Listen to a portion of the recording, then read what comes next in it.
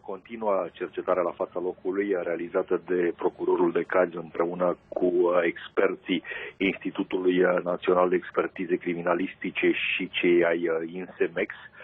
Din păcate, această cercetare la fața locului este îngreunată de faptul că anchetatorii nu au acces în zona care a explodat din cauza pericolului.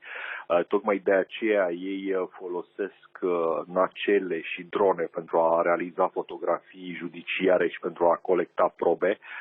Spuneau încă de ieri anchetatorii că această cercetare la fața locului este extrem de folositoare, întrucât pot identifica probe care să indice cauza exploziei, dacă a fost sau nu o mână criminală sau dacă au fost alte aspecte de ordin tehnic.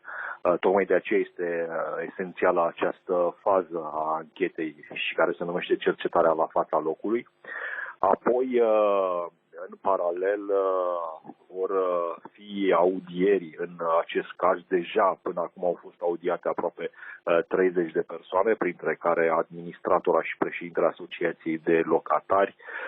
Vor urma, după ce se finalizează această cercetare la fața locului, audieri mai amănunțite pentru a se stabili exact cauzele deflagrației și dacă cine au fost responsabili în cazul în care se stabilește că a fost vorba de o mână criminală. Așadar, ancheta este în plină desfășurare în aceste momente, atât la fața locului, cât și după aceea vor urma audieri la poliție.